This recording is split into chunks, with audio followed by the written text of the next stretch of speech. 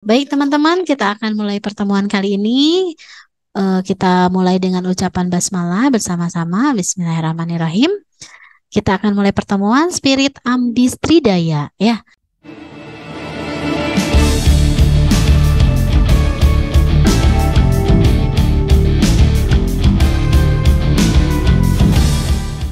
Jadi Spirit Ambistridaya ini akan biasanya per bulan ya, 1 bulan sekali.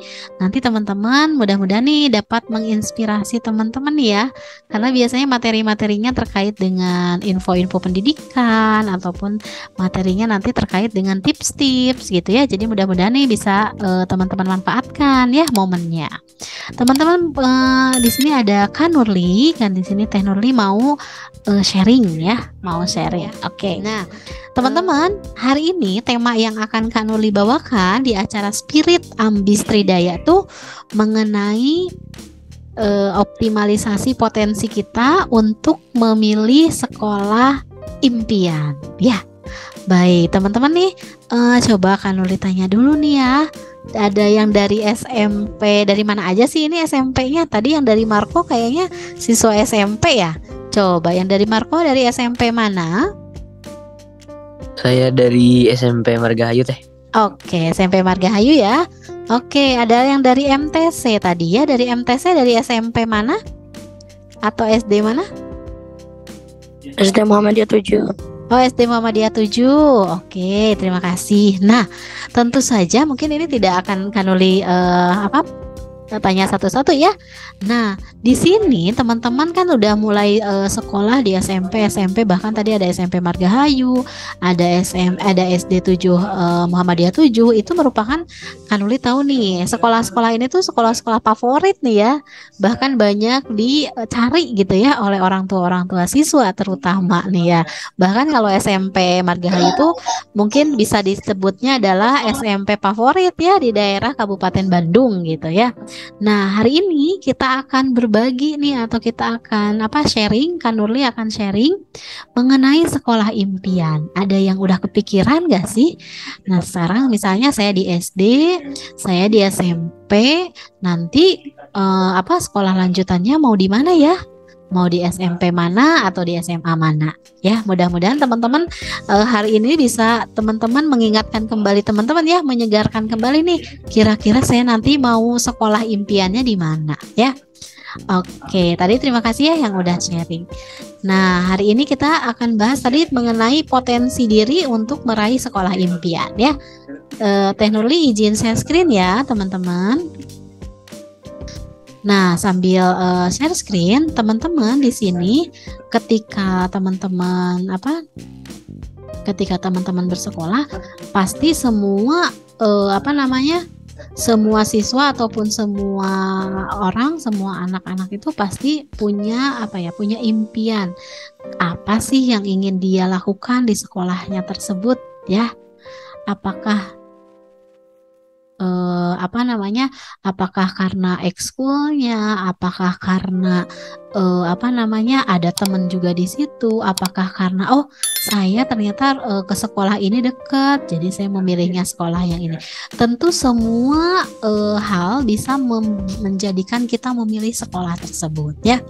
Nah, tapi di sini Kak Nurli akan sharingnya mengenai bagaimana cara mengoptimalkan potensi diri ya untuk meraih sekolah impian. Karena biasanya sekolah-sekolah impian itu baik SMP maupun nanti SMA itu biasanya adalah sekolah-sekolah yang menurut pengalaman orang tua mungkin ataupun menurut pengalaman teman-teman, tahu dari teman misalnya ternyata sekolah itu tuh bagus gitu ya. Kita akan lihat. Nah, di sini mulai dengan pertanyaan apa dulu ya. Jadi sekolah impian menurutmu tuh yang seperti apa? Mungkin di sini dari Suco, dari tadi MTC, dari tadi Marco, mungkin dalam benak diri teman-teman itu ada yang namanya sekolah impian ya. Mungkin sudah ada yang kepikiran nih, aku nanti SMP-nya mau ke SMP 2 nih, SMP 2 Bandung misalkan ya. Aku nanti SMA-nya mau di SMA Margahayu nih gitu ya. Nanti pasti menurut kakak nih pasti udah ada impian masing-masing ya. Coba kita tanya dulu nih. Akila, halo Akila. Akila tadi kelas berapa? Kelas 5. Udah kelas 5 ternyata ya. Akila tadi oh iya, Akila sekolahnya sekarang di mana? SD Soka. Oh, SD Soka. Iya. Akila nanti kalau SMP mau ke SMP mana? SMP 14. Oh, SMP 14. Oke, kenapa Akila milih SMP 14? Karena katanya seninya bagus. Oh, seninya bagus. Oh, Akila seneng ya?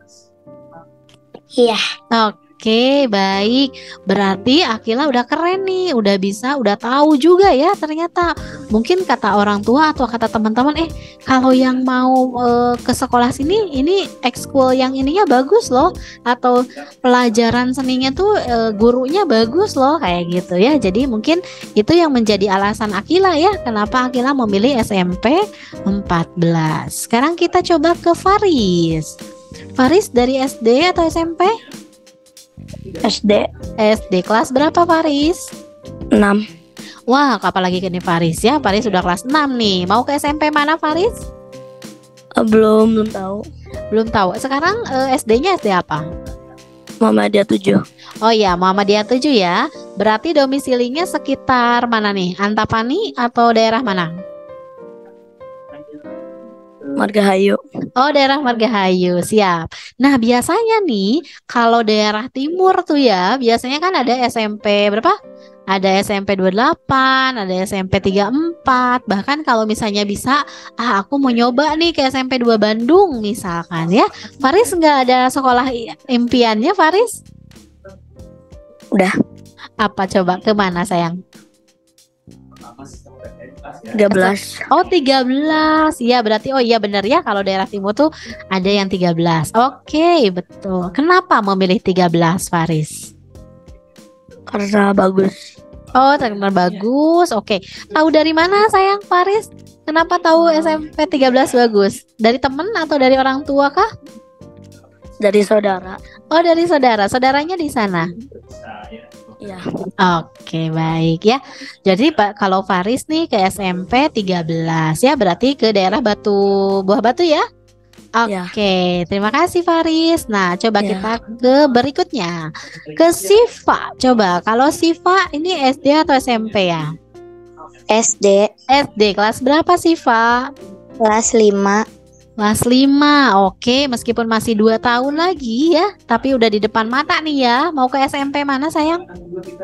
Belum tahu. Belum tahu. Kira-kira nih yang kebayang sama Siva nih, mau daerah SMP di sekitar rumah ataupun yang menurut teman-temannya nih bagus nih SMP ini.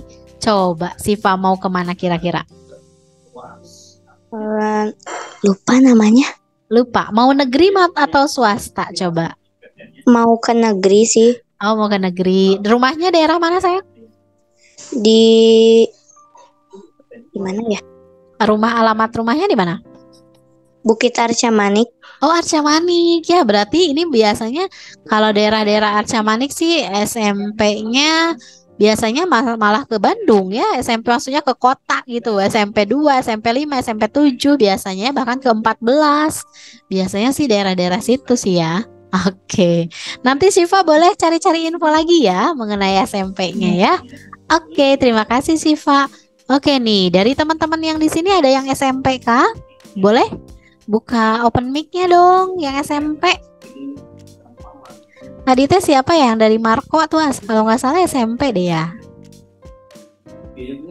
Ada siapakah dari SMP? Ini Nasya SMP. Oh siapa? Ini siapa sayang? Dengan siapa? Natasha. Natasha. Halo Natasha. Natasha dari SMP mana? SMP 3 Bandung. Oh SMP 3 Bandung. Oke.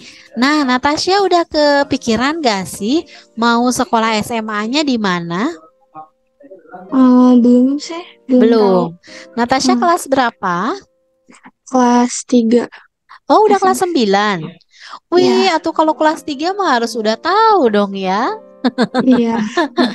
Coba, sekarang gini aja deh. Misalkan Natasha yang dekat SMP 3 tuh, daerah SMP 3 tuh yang dekatnya SMA mana coba?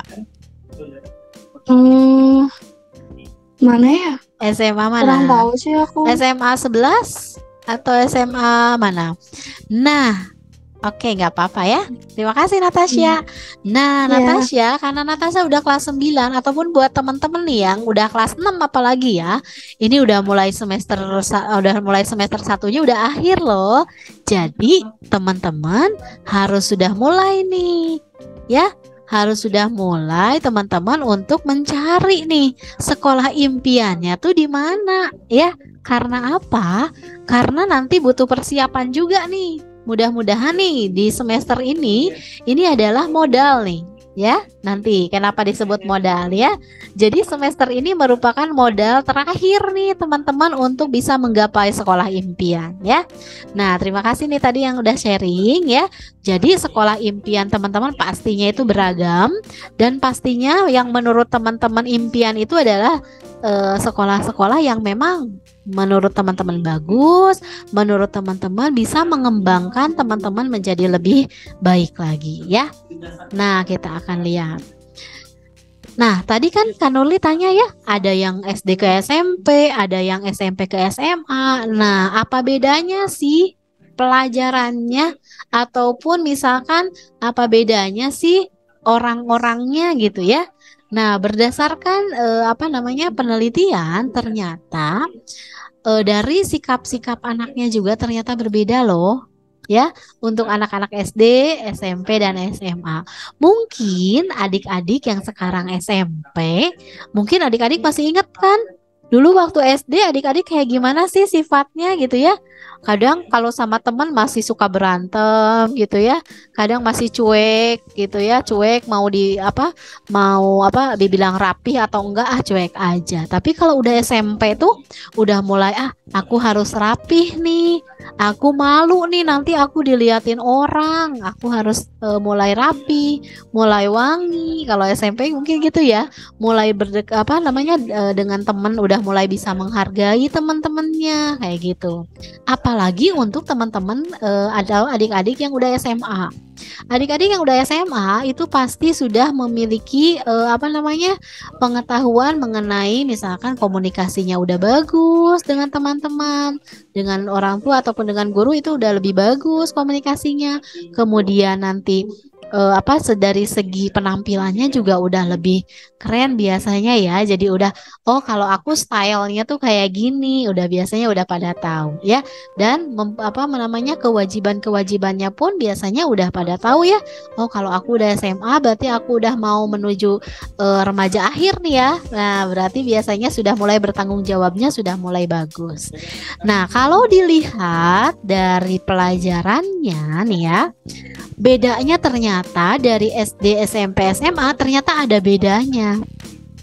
Untuk siswa-siswi SD ya, ini pelajarannya ternyata kalau anak-anak SMP sekarang bilang, anak SD mah gampang, pelajarannya gampang gitu ya. Padahal menurut anak SD-nya mah, nggak tahu aja sih kakak ya. Nah, jadi kalau berdasarkan perbedaannya, ternyata memang mata pelajaran di SD itu masih dibilangnya adalah masih simple, ya. Dibilangnya tuh masih simple dan gak terlalu mendalam. Dan satu lagi, jadi untuk pelajaran SD itu pelajarannya masih konkret, ya. Jadi semuanya itu masih dijelaskan secara real gitu ya. Jadi kalau misalnya adik-adik belajar tentang IPA, IPA-nya belajar tentang wujud air. Kalau anak SD belajar tentang wujud air pasti akan ditampilkan air tuh seperti ini. Coba perhatikan air ini misalkan ya, sifat-sifatnya akan seperti apa. Nah, ini biasanya kalau anak-anak SD tuh dilihat langsung bendanya. Jadi masih belajar secara konkret dan real ya, nyata. Kalau untuk SMP, mungkin ini kakak-kakak SMP udah mulai merasakan perbedaannya ya. Kalau menurut anak-anak SMP, materi pelajarannya tuh akan lebih banyak. Karena biasanya untuk materi IPA saja itu udah mulai dibagi ya. Ada IPA biologinya, ada IPA fisikanya, ada IPA kimianya. Meskipun namanya adalah IPA gitu ya, tapi udah mulai ada pembagian-pembagian ya. Kemudian materinya itu disampaikan secara abstrak. Artinya ketika siswa-siswi SMP belajar tentang air, wujud benda gitu ya, tidak langsung diberikan bendanya. Bisa saja mungkin hanya berupa gambar, hanya berupa tulisan. Jadi memang semuanya mulai bersifat abstrak. Ya, kemudian materinya akan lebih mendalam meskipun sama, misalkan ya IPA belajar tentang wujud benda. Untuk siswa-siswi SMP itu pasti belajarnya akan berbeda dengan siswi SD ya. Jadi kalau SD misalkan diberikannya hanya 50%-nya, untuk SMP itu udah mulai naik nih jadi 75% dari materinya. Jadi udah mulai mendalam materi-materinya ya. Nah, apalagi sekarang nanti adik-adik nih next ya, yang sekarang SMP nih, apalagi SMP-nya udah kelas 9, nanti akan masuk ke SMA. Ya. Nah, untuk yang SMA ini materinya harus dipelajari semua. Kelas 10 ya, terutama di kelas 10 itu semuanya ada. Jadi mulai dari IPA-nya sudah dibagi-bagi, kemudian IPS-nya bukan hanya rumpun IPS saja, tetapi ada sosiologi, geografi ya, kemudian ada sejarah dan lain sebagainya, gitu ya. Kemudian tadi yang SMP aja tadi udah mulai abstrak ya materinya, artinya tidak hanya materi-materi yang bisa dilihat bendanya, tapi untuk materi-materi yang tidak ada benda realnya itu dipelajari. Untuk yang SMA apalagi nih? Teori-teori mungkin ya, atau benda-benda yang tidak bisa kita lihat itu akan dipelajari di SMA. Nah, dan di SMA itu ada persiapan masuk PTN. Itu yang paling penting karena pada dasarnya mungkin semua anak sekarang itu kan bukan hanya sampai di SMA ya. Sekarang tuh udah mulai masuk ke ranah perguruan tinggi tuh seolah-olah wajib gitu ya. Kalau tidak kuliah tuh serasa gimana gitu ya. Makanya di tahap SMA pun di sini adalah kita akan mulai persiapan masuk PTN. Yang tentu saja di sini meskipun nanti bisa menggunakan prestasi dengan nilai rapot, tapi kebanyakan siswa akan mendapatkan kesempatannya itu menggunakan jalur tes ya. Maka di SMA lah di sini harus persiapan ya. Nah, jadi di sini bedanya sudah jelas ya adik-adik. Untuk SD, SMP dan SMA ternyata dari segi mata pelajarannya pun berbeda, kemudian materi kedalaman materinya pun berbeda gitu ya. Nah, itu bedanya. Berikutnya adalah, nah bagaimana sih cara kita mencari sekolah impian nih ya? Ini kita masih berbicaranya sekolah impian menurut adik-adik ya. Jadi misalnya adik-adik udah tadi ada yang milih misalnya aku mau ke SMA Margahayu 1, SMA 1 Margahayu nih. Aku mau ke SMA 3 nih. Aku mau ke SMP 2, mau ke SMP 13. Nah, mencari sekolah impian itu tadi untuk anak-anak yang sudah menentukan sekolah impian mungkin udah hebat ya, udah mulai tertuju nih targetnya. Untuk yang belum, bagaimana sih mencari sekolah impian itu? Nah, yang pertama adalah perhatikan minat dan bakat dari teman-teman. Kemudian setelah ada minat dan bakat teman-teman, misalkan Kak, kalau aku sih bakatnya tadi mungkin ada yang menggambar. Kemudian aku senangnya tuh ke seni ya, aku senang melukis. Kak, kalau aku sih senangnya belajarnya tuh matematika. Jadi tentang matematika aku senang, misalkan ya. Nah, nanti adik-adik lihat dari visi misi sekolah. Semua sekolah pasti memiliki visi misi atau tujuan atau targetnya. Ini lulusannya mau seperti apa nih nantinya.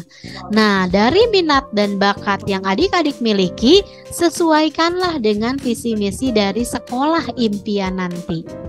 Ya, jadi visi misi sekolah dilihat cocok nggak dengan bakat kita.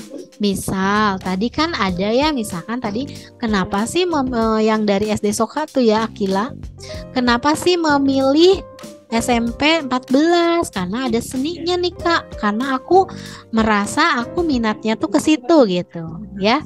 Itu keren, udah bisa menentukan sesuai dengan minatnya. Berikutnya yang kedua adalah lihat sarana dan prasarananya apakah memadai atau tidak.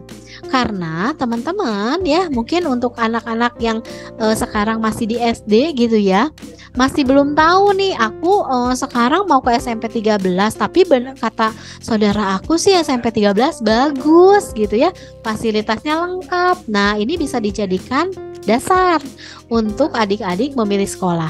Tapi kalau misalnya adik-adik aduh aku benar-benar gak tahu nih, nah nanti adik-adik bisa juga meminta bantuan orang tua ataupun meminta bantuan saudara gitu ya, atau bahkan oke. Oke. Nanti ya teman-teman. Jadi kalau misalnya teman-teman mau memilih sekolah, lihat sarana prasarananya. Emang apa sih Kak sarana prasarana teh? Misal nih ya, sarana prasarana sekolah kan yang pasti harus ada apa? Ruang kelas yang memadai. Maksudnya gini, oh ternyata meja kursinya harus tertata rapi, masih bersih gitu ya, ruangannya dari segi ventilasinya bagus gitu ya, apalagi nanti ada AC-nya misalkan. Kemudian itu dari ruangan kelas. Kemudian kalau yang SMA nih ya, anak SMP mau memilih SMA, cari yang SMA yang punya lab. Ya, karena biasanya kalau ada ruangan lab, oh berarti nanti belajarnya itu memang akan bagus gitu ya. Biasanya kan kalau ada lab, oh berarti ada prakteknya. Jadi semua ilmu yang berupa IPA ataupun IPA ataupun IPA kan banyak ya, ada biologi, fisika, kimia, mungkin bisa dipraktekkan di lab tersebut. Kemudian cari yang oh ini mah ternyata ada lapangannya luas, ada masjidnya. Kemudian ada dari segi prasarana ada perpustakaannya ya, perpustakaannya bagus ya, kemudian ada lab bahasa Inggrisnya misalnya atau lab komputernya. Nah, dilihatlah dari sarana dan prasarana yang tersedia ya. Jadi nanti adik-adik jangan bingung lagi nih, aku mau ke sekolah mana nih. Nah, cara membandingkannya mungkin bisa dengan ini ya. Atau lihat mungkin, nah sekarang yang ketiga adalah lihat dari lingkungannya. Lingkungannya yang ramah. Lingkungan di sini bisa berarti juga lingkungan di sini bisa berarti adalah lingkungan yang terkait dengan orang-orangnya mungkin ya, dari gurunya, kepala sekolahnya, dari teman-teman yang masuk ke situ, ataupun dari lingkungan dari segi lingkungan sekitar, seperti misalkan berada di situasi lingkungannya tuh ternyata asri gitu ya, ada tamannya misalnya, sehingga udara di sana tuh bersih terasanya. Jadi kita ketika belajar tuh memang benar-benar nyaman gitu ya. Nah, itu untuk yang ketiga. Jadi nanti adik-adik bisa melihat dari lingkungan sekitar sekolah. Yang keempat sekarang adalah dilihat dari program pembelajarannya. Mungkin kalau program pembelajaran ini tadi ya, seperti yang tadi, mungkin ketika kita memilih SMP 14, kenapa? Karena di situ ada seninya, Kak. Oh, berarti adiknya di sini tuh udah tahu nih dari segi program pembelajarannya ternyata ada yang mendukung ke minat kita. Jadi nanti adik-adik juga harus tahu nih, biasanya kalau sekolah di sini tuh kayak gimana sih kurikulumnya? Ya, banyak dipelajari guru-gurunya, mungkin guru-guru matematikanya neranginnya bagus nggak ya? Guru-guru IPA-nya suka ada praktek nggak ya? Nah, kalau bisa adik-adik harus tahu juga nih. Adik-adik mungkin bisa meminta apa ya? Meminta rekomendasi ya. Mungkin dari teman, dari saudara, ataupun dari orang tua. Ya, karena nanti orang tua mungkin orang tua atau adik-adik sendiri mungkin bisa mencari ya, bisa mencari melalui internet. Misalkan sekarang kan gampang ya, tinggal browsing aja misalnya SMP 13. Nanti akan keluar tuh berbagai informasi ya, baik berupa sarananya, berupa program pembelajarannya seperti apa, ataupun di sini program pembelajaran itu bisa terkait sesuai dengan ini prestasi sekolah ya. Jadi biasanya untuk sekolah-sekolah yang bagus itu adalah sekolah yang bisa membuat anak-anaknya tuh berprestasi ya. Maka adik-adik nanti jangan lupa nih ketika mencari sekolah impian, lihat juga lihat juga program-program atau tunas-tunas prestasi ya yang dihasilkan oleh sekolah tersebut ya. Semakin banyak prestasi yang dihasilkan sekolah tersebut, berarti sekolah itu biasanya telah sukses gitu ya, mendidik anak-anaknya atau mendidik siswa-siswanya menjadi siswa-siswa berprestasi. Karena sepengetahuan kita biasanya kan kalau anak-anak tuh ada prestasi ya biasanya didukung oleh sekolah kayak gitu ya, baik mau siswa SMP maupun siswa SMA ya. Nah, ini dia tips mencari sekolah impian. Jadi untuk adik-adik nih yang masih kelas berapa, kelas 7 ya, ataupun kelas 8 dan kelas 5 ataupun kelas 4 gitu ya. Nah, ini udah mulai nih ya, harus sudah mulai mencari nih sekolah impian aku kayak gimana nih atau mau kemana, karena tidak terasa loh ya gitu ya. Apalagi yang udah kelas 6 dan kelas 9 ya, ini memang harus benar-benar nih udah tahu ya kita targetnya mau kemana, sehingga nanti kita bisa merancang ya.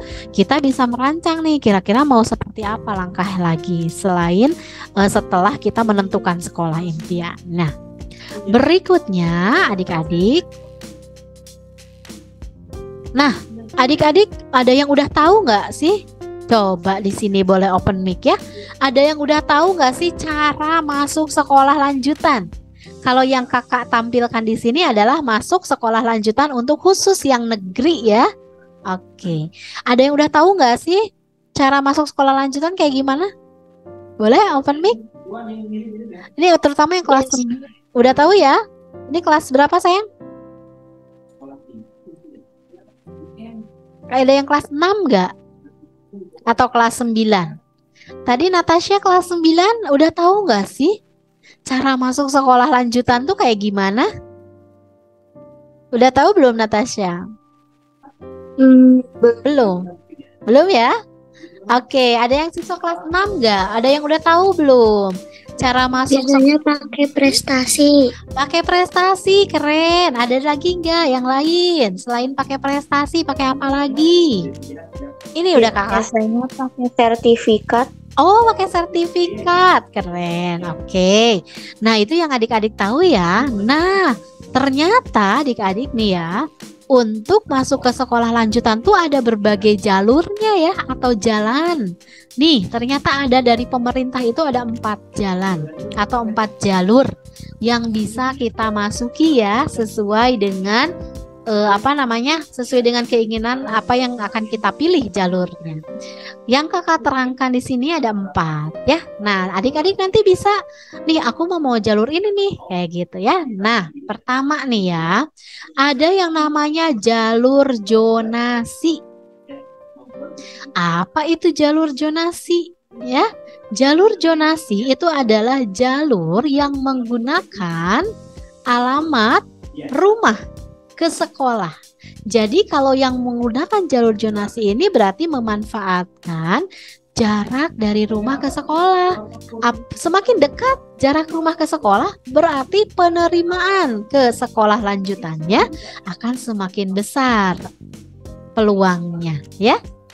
Nah, ini jalur zonasi. Ternyata teman-teman, jalur zonasi ini memiliki kuota atau memiliki daya tampung yang paling besar di antara daya tampung jalur lain.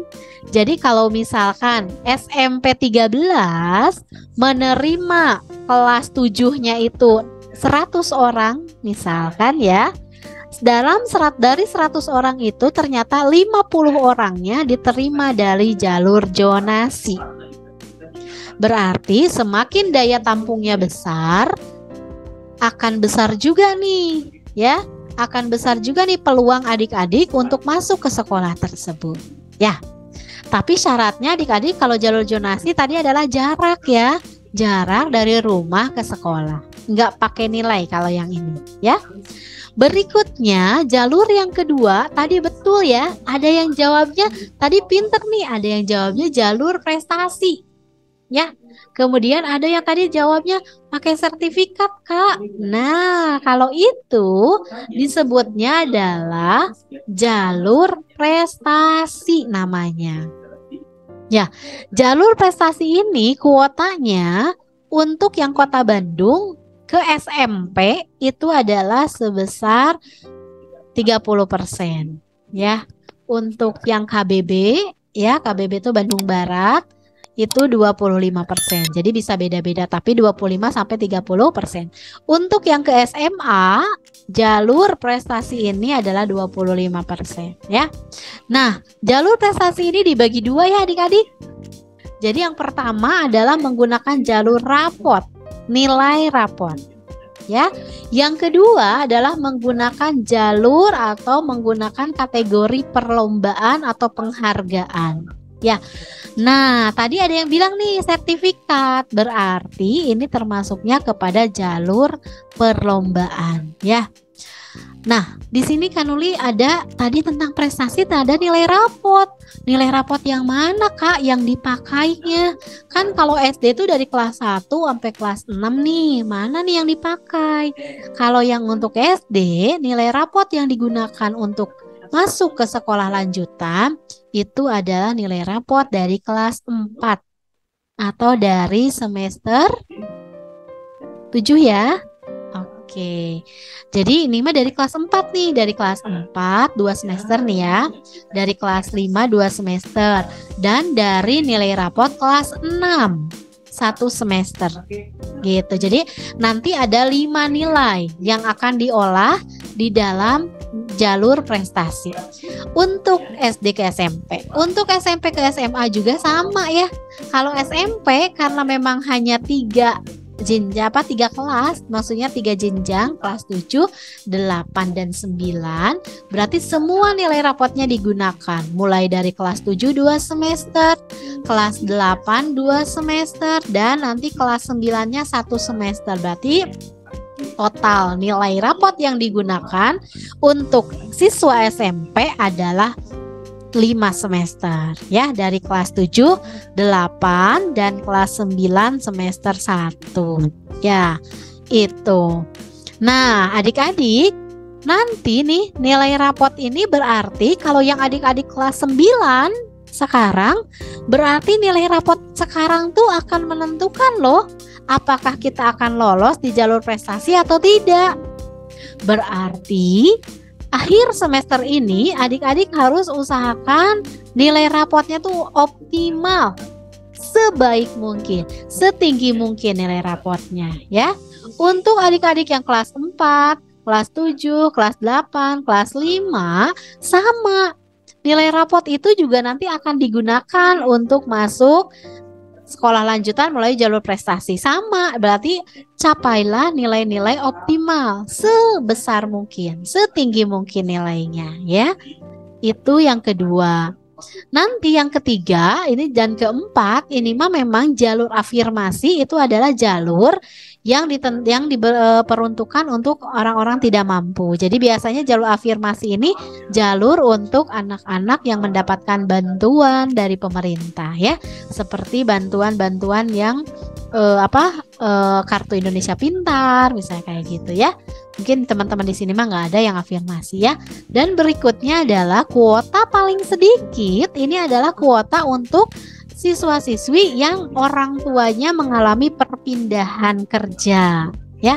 Misal dari Bandung ke Cimahi, atau dari Cimahi ke Kota Bandung, atau mungkin jalur laut luar ya. Maksudnya teh dari Jogja ke Bandung, atau dari Surabaya ke Bandung misalnya yang jauh ya. Jadi perpindahan kuota perpindahan orang tua ini bukan yang ada di Kota Bandung ke Kota Bandung. Misalkan gini, aku tadinya kerjanya orang tuanya di MTC ya, daerah Soekarno-Hatta, terus pindah ke Jalan Jawa misalnya. Bukan gitu ya, tapi harus dari antar kota kayak gitu ya. Atau yang 5% ini adalah digunakan untuk kuota anak guru ya. Mungkin dari teman-teman di sini kalau ada anak guru itu bisa dimanfaatkan pakai jalur ini, tapi kuotanya sangat sedikit ya. Jadi kalau yang adik-adik bisa gunakan menurut kakak di sini adalah pertama ada jalur zonasi yang kuotanya paling banyak. Yang kedua adalah jalur prestasi, karena kuota jalur prestasi ini adalah banyak juga ya. Jadi bisa gunakan jalur prestasi ini.